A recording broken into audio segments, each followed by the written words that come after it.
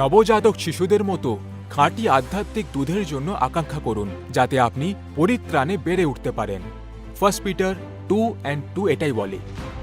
আপনি কি আপনার সন্তানের আত্মাকে কিভাবে লালন করবেন তা জানার সাথে লড়াই করছেন? তা প্রায় পিতামাতারা সকলকে বাঁচিয়ে রাখার জন্য উদ্ভটভাবে ব্যস্ত এবং ক্লান্ত বোধ করেন। শিশুদের আধ্যাত্মিক খাবারের পাশাপাশি দুধ, ভাত এবং ব্রকলি খাওয়ানোর জন্য চিন্তাভাবনা এবং উৎসর্গের প্রয়োজন। যখন আমরা আমাদের নিজেদের অন্তরে সুসমাচারের সত্যকে অভ্যন্তরীণ করি, তখন আমরা তা আমাদের সন্তানদের সাথে আরও ভালোভাবে শেয়ার করতে পারি।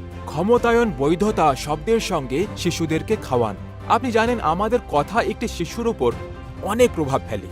আমরা কি বলি এবং কিভাবে বলি তা তাদের নিজস্ব অভ্যন্তরীণ কণ্ঠের স্বর হয়ে উঠতে পারে। মৃদু শব্দগুলি রাগকে বঞ্চিত করে, অন্যদিকে কঠোর শব্দগুলি উৎসাহিত করে। আপনার সন্তানদের প্রায়ই বলুন যে আপনি তাদের কতটা ভালোবাসেন, কারণ এটি স্বর্গে আমাদের পিতার কণ্ঠের প্রতিধ্বনি। মজা এবং আনন্দদায়ক কথাও আমাদের বাচ্চাদের মনে এবং মস্তিষ্কে অন্যরকম প্রভাব ফেলে। এটি শুনতে যতই অদ্ভুত লাগুক না কেন, পিতামাতার সাথে খেলার অভিজ্ঞতা একটি শিশুর ওপর অনেকটা বড় প্রভাব ফেলে।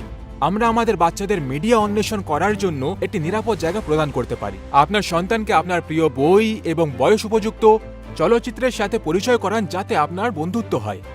যখন শিশুরা কোনো প্রশ্নের মুখোমুখি হয় বা আগ্রহী হয়, তখন তা অবিলম্বে নিষিদ্ধ করার বিকল্প বিবেচনা করুন। পরিবর্তে খোলা আলোচনা প্রদর্শন করুন এবং উৎসাহিত করুন। সত্যিই তাদের দৃষ্টিভঙ্গি বিবেচনা করুন, যাতে আপনার সন্তান নিজের জন্য উপলব্ধি করতে শিখতে পারে এবং আপনার কাছ থেকে লুকিয়ে না যায়। যখন আপনি এরকমটা করবেন, তখন সত্যিই আপনাদের সন্তানদের ভালোভাবে বড় করতে পারবেন।